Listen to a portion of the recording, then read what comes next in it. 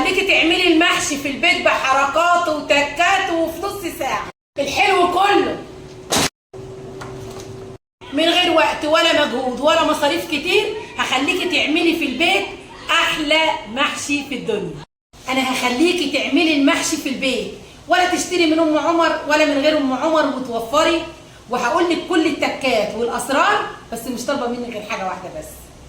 اعملي لي اشتراك في القناه، اللي مش متابعني يتابعني، اكتبوا لي على قد ما تقدروا. تعالوا بقى نشوف المكونات البسيطه السهله. وعلى فكره ما بياخدش وقت. الناس اللي بتقول ان المحشي بياخد دربكه وبياخد وقت والكلام ده كله، انا هخليكي تعمليه في نص ساعه بس.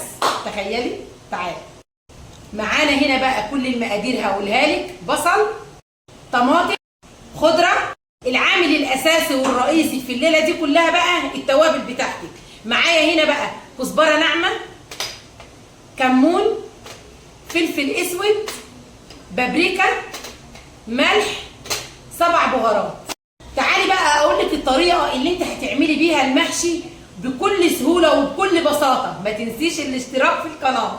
اول تركايه معايا، انا دلوقتي هاخد الطماطم دي على البوتاجاز اسلقها، وكأني بالظبط هعمل صلصه. دي بتخلي لك خلطه المحشي حمراء وطعمها خطير. هسلقها وارجع. سلقت الطماطم وسبتها هديت، وبعد كده كنت مقطعه البصل بتاعي اللي انا وريته لكم، وسبكتهم بقى كلهم مع بعض بعد ما ضربتها في الخلاط وصفيتها كده تديك النتيجه. شايفين الحمار؟ شايفين الجمال؟ يلا بينا يلا بينا. هننزل بالرز بتاعنا اللي انا غسلاه ومصفياه كويس قوي. هنزل بالخضره اللي انا غسلاها كويس قوي ومصفياها كويس قوي ومقطعاها. هنقلب الخضره مع الرز، ودي تاني تركايه معايا. هنقلبهم مع بعض كويس قوي لحد الرز ما يتشرب من الخضره ويبقى واخد اللون الاخضر كده. قلبتها بقى التقليبه التمام لحد ما تغلغلوا كده مع بعض. وبصوا شايفين الرز واخد من لون الخضره. شايفه الصلصه عامله ازاي؟ ننزل بقى على الخضره والرز، نديها تقليبه بقى. وعلى فكره انا ما حطيتش الصلصه على الرز والخضره الا لما بردت تماما وبعد ما قلبتهم مع بعض كويس. تعالي بقى اقول لك على ثالث تركايه. انا ما بحطش التوابل على الصلصه، انا بحط التوابل على الخلطه بعد ما بعملها تماما. ريحتها بتبقى فيها، طعمها بتبقى فيها، بتبقى خطيره. كمون، بابريكا، 7 بهارات، ملح على كل كيلو رز معلقه كبيره ملح، فلفل اسود وكزبره ناعمه. يلا بقى التقليبه التمام. مش قادره اقول لك قد ايه الكاميرا ظلماها. الريحه، اللون خطيره. يلا بقى نحشي واوريكم.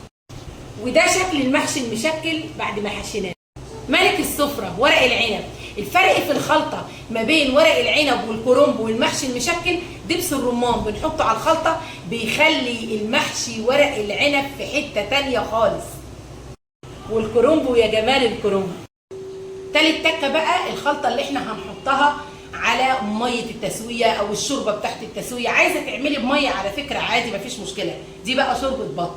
هناخد معلقتين كبار من الصلصه دي، زبده او سمنه بلدي اللي عندك، معلقه ملح صغيره او على حسب المحشي اللي انت بتعمليه. لو بتعملي حله، انا طبعا بعمل ما شاء الله كميه، يبقى على سن المعلقه كده. فلفل اسود. هنقلب بقى كل الحاجات دي كده مع بعض. المحشي المشكل بقى دايما نحط له الخلطه دي لحد نص بالظبط. محشي الكرنب بقى يا دوب لحد اخر صف. اخر صف خلاص نوقف ما نحطش تاني من الخلطه. اخر حاجه بقى معانا الورق العنب. هنحط طبق كده عشان طبعا انتوا عارفين ما يفرقش.